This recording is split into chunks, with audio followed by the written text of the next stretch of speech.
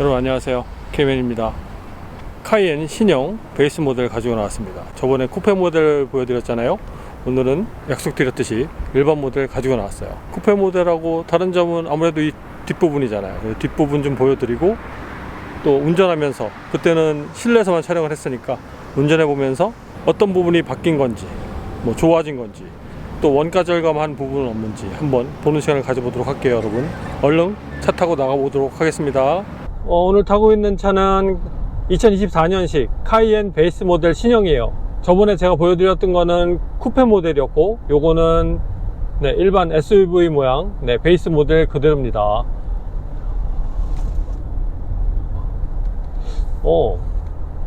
갑자기 급코너를 해봤는데 좋아졌는데, 이번에 이 베이스 모델에도 기존의 옵션이었던 그 파즘이 기본으로 들어갔다고 합니다. 공짜는 아니죠. 그만큼 가격이 올라갔는데 그냥 올리긴 뭐하니까. 일단 앉아서 운전하는 느낌은 크게 변화된 느낌은 느끼지 않아요. 카이엔을 한 4년 이상 탔기 때문에, 4년이 아니죠, 전세대하고 합치면 꽤 오래 탔었는데 아주 큰 느낌의 변화는 느끼지 못한다. 근데 다만 주행 느낌은 새 차잖아요.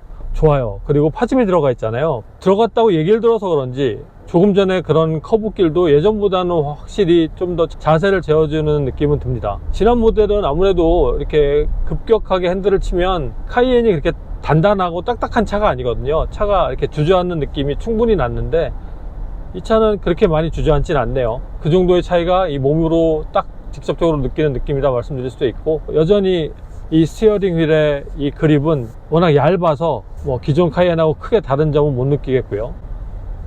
지금 보면은 드라이브 모드 조그 셔틀 여기 달려 있잖아요.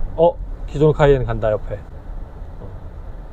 저 차 운전자가 계속 쳐다보네요. 아무튼 처음 차를 운전할 때 이 스티어링을 잡았을 때 느낌이 다른 점이 바로 이 부분이고, 패들 시프트의 위치라든가 느낌은 달라진 건 없어요. 제가 전에 영상에서도 말씀드렸지만 그냥 무광 검정으로 들어갔다는 거 외에는 큰 차이 없습니다. 위치도 그렇고 자그마하고 그래요. 기존에 있던 각종 레버들 위치나 느낌들 다 별 차이 없어요. 일단 앰비언트 라이트 색상을 보면 기존하고 달라진 점 거의 없습니다. 다만 이 다이나믹 선택할 수 있는 방법이 있어요. 그래서 이걸 선택하게 되면 상황에 따라서 색깔을 변화시키는 그런 기능이죠. 비닐이 붙어 있죠. 이거 뛰겠습니다. 제 차는 아닙니다만 과감히 뛰겠습니다. 사실 허락 받았어요. 그리고 요 패널, 요거는 색깔이 약간 퍼런기가 들어가 있어서 진짜 별로거든요. 요것도 뛰겠습니다. 내가 새 차 산 기분 나는데 뛰니까. 자, 그래요. 다시 한번 설명드리면, 이 안에 그 핸드폰 충전기 들어가 있고 USB 연결 장치도 요 안에 있어요. 센터 콘솔 보여드리면 기존 거하고 그렇게 큰 차이 없죠. 기존에 그 센터 콘솔에 있던 USB 연결 잭은 없습니다. 그거는 사라졌어요. 선바이저는 보면 전에 쿠페 모델은 이게 더블로 안 들어갔거든요. 제가 그래서 일반 모델도 안 들어갔나 싶었는데, 일반 모델은 기존하고 동일하게 이 더블 선바이저가 들어가 있습니다.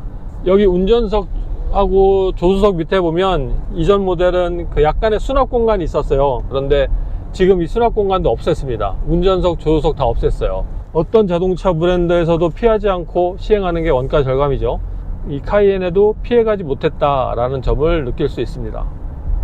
야, 이게 이걸 누른다고 해서 메뉴로 넘어가는 게 아니야.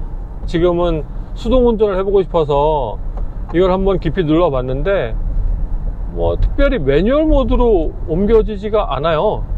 근데 패들 시프트를 움직이면 바로 M자가 켜집니다. 그리고 그냥 매뉴얼 모드는 따로 누를 필요 없이 패들 시프트를 누르는 순간 바로 매뉴얼 모드가 변환이 되고요. 다시 자동 모드로 변환될 때는 패들 시프트 상에서는 변환이 안 돼요.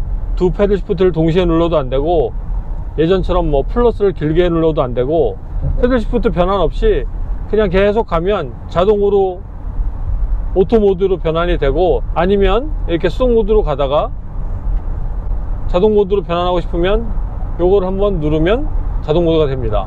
아셨죠, 여러분? 그러니까 엔진 브레이크를 우리가 사용할 때, 제가 엔진 브레이크 사용하자 얘기를 하잖아요.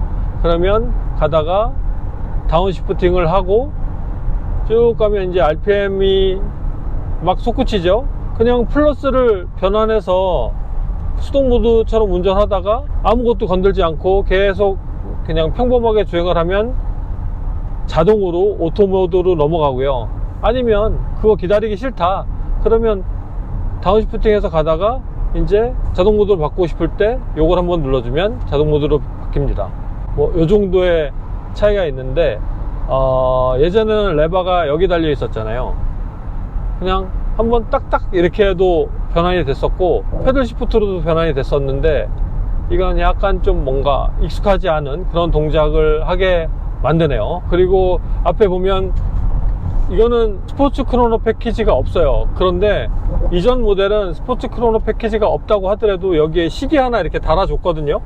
근데 매정하네. 아예 싹 빼버렸어. 사실 이게 뭔가 달려있어야 포르쉐 느낌이 나잖아요. 이게 무슨 GT3 컵카도 아니고 약간 계기판 쪽을 이렇게 보면 포르쉐의 느낌보다는 아우디의 느낌이 더 강합니다. 글씨체도 그렇고 모양에서 풍기는 것들은 타이칸하고 아주 비슷하고요. 비닐 하나 안 띄었네요.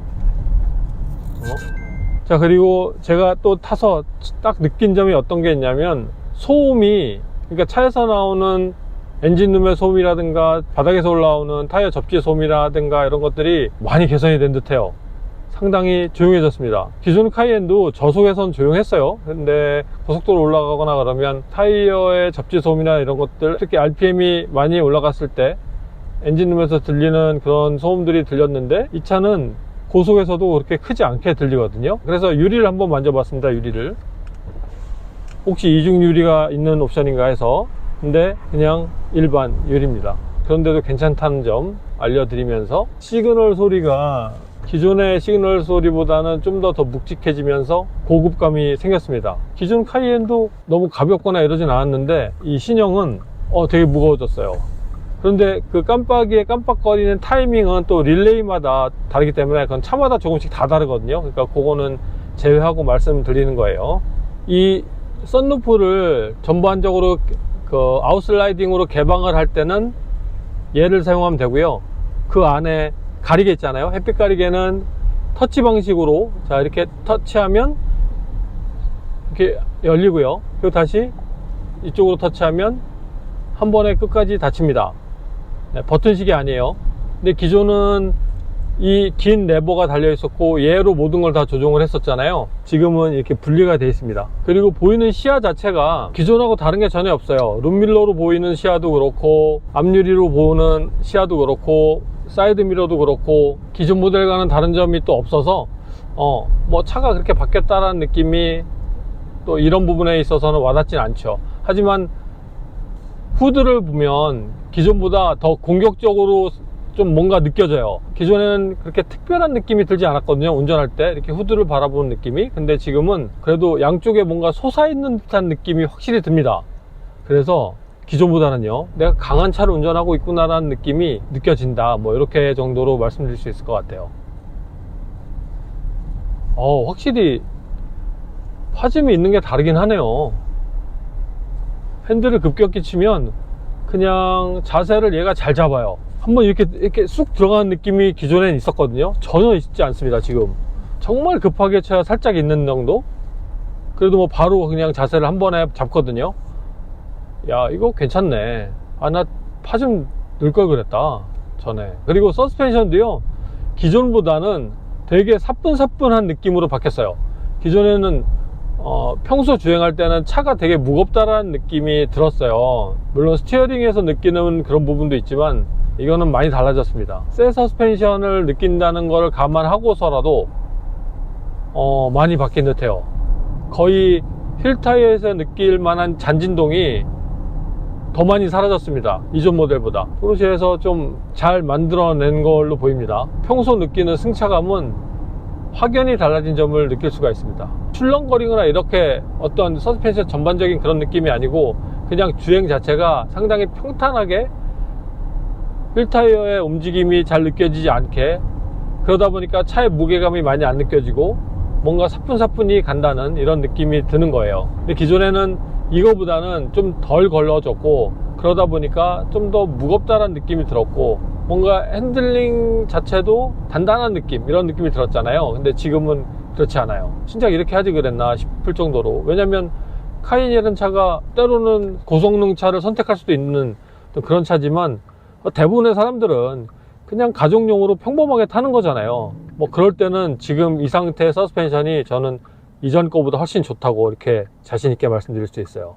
자, 그러면 차를 한번 밖에서 둘러보도록 할게요. 밖으로 나왔습니다. 전에는 제가 쿠페를 보여드렸잖아요. 이번에는 일반 모델을 보여드린 거기 때문에 일단 뒤에 딱 보면 얼추 큰 변화가 없어 보이죠. 하지만 자세히 뜯어보면 많이 바뀌었습니다. 일단 양각과 뭐 약간의 음각으로 된 요 테일라이트 완전 바뀌었죠. 넘버 플레이트가 이 바닥에 아니고 요쯤에 있었어요. 근데 얘가 아예 범퍼 쪽으로 내려왔습니다. 그러다 보니까 기존에 있던 별도의 범퍼 모양이 없어졌어요. 그리고 트렁크 해치가 이 범퍼 라인까지 다 내려옵니다. 그래서 트렁크를 열려면 요 밑에 스위치가 이렇게 있어요. 이렇게 눌러서 이렇게 열리게 돼요. 뭐 닫는 스위치도 여기에 있고요. 그리고 자, 이렇게 발로 열 수 있습니다. 이거는 뭐 기존 모델하고 똑같죠. 트렁크의 끝 라인을 보면 이 범퍼가 중간에 이렇게 없는 듯한 느낌이 듭니다. 밑을 보면 뭔가 좀 허전해요. 트렁크의 공간과 생김새는 기존 모델하고 차이가 전혀 없어요. 토너 커버도 그대로고요. 얘의 어떤 단단함, 이런 거, 요 텐션, 이런 것도 다른 게 전혀 없습니다. 똑같이 얘를 빼려면 저 레버를 당기고 좌우로 이렇게 움직여서 빼면 되고요. 머플러 옵션을 하지 않으면 기존 모양하고 크게 다르지 않은 머플러 팁이 있고 7000파운드 정도를 견인할 수 있는 능력이 있기 때문에 7핀 소켓과 트레일러 히치가 달려 있습니다. 물론 옵션이에요. 윈도우 와이퍼도 기존하고 다른 게 전혀 없어요. 언뜻 보면 비슷하나 자세히 들여다보면 많이 바뀌었다.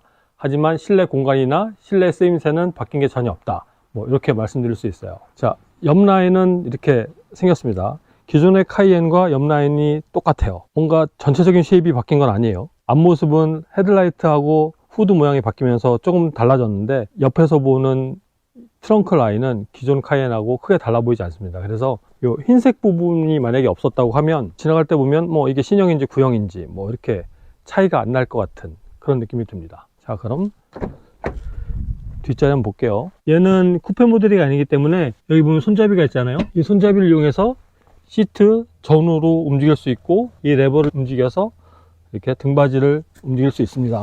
이게 바짝 세울 때의 각도고요. 이게 완전히 누웠을 때의 각도입니다. 영상으로 보면 어느 정도 느낄지 모르겠지만 이게 기존 카이엔과 차이는 전혀 없어요. 그래서 뒷자리를 보면 기존 카이엔하고 크게 바뀐 점이 없다. 그리고 이렇게 날개가 서 있잖아요. 이것도 네, 똑같습니다. 사실 이 날개 때문에 이 카이엔은 뒷자리에 3명이 탈 수 있지만 뭐 2인석이라고 해도 뭐 과언은 아니죠. 저번에 제가 쿠페 모델은 18회 시트를 보여드렸는데 이건 14회이거든요.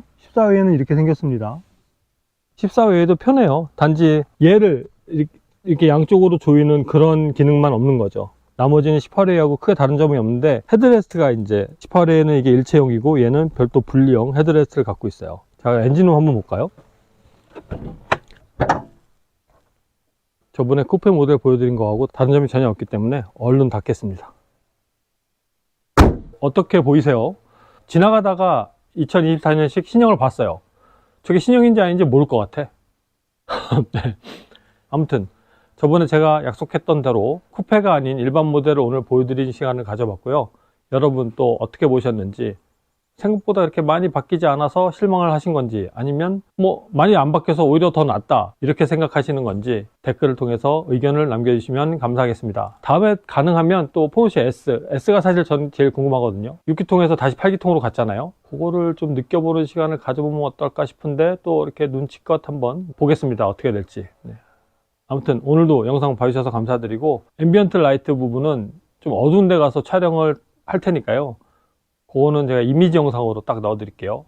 어느 부위에 앰비언트 라이트가 들어가는지. 앰비언트 라이트 어디 들어오는지 음악과 영상으로만 하려고 했는데 말을 해야 될 것 같아요. 발 놓는 위치, 그리고 문 쪽 컵홀더, 이렇게 들어옵니다. 뒷자리에는 도어 문 쪽 여기만 들어오고요. 요 위에서 비치는 거예요. 지금 보면 지난번보다 빠진 부분이 있습니다. 바로 요 위에요. 요 위에도 예전에는 그 앰비언트 라이트 원하는 컬러로 이렇게 들어왔잖아요. 근데 지금은 여기가 빠졌습니다. 전체적인 밝기 조절 가능하죠. 그리고 문, 컵홀더, 발 놓는 곳 요 세 군데를 별도로 또 밝기 조절이 가능하고요. 아무튼 앰비언트 라이트는 기존하고 차이가 전혀 없다 이렇게 보시면 될 것 같고, 오히려 기존보다 썬루프 스위치 있는 곳이 빠졌다 뭐 이렇게 보면 될 것 같습니다. 아무튼 여러분 오늘 영상도 봐주셔서 감사드리고, 궁금한 점 있으면 댓글 남겨주시고 의견 남겨주시고 좋아요도 눌러주시고 제 영상 꾸준히 봐주시고, 프로 여행 유튜버가 하는 자동차 리뷰를 오늘 마치도록 하겠습니다. 여러분 고맙습니다. 안녕, 빠이.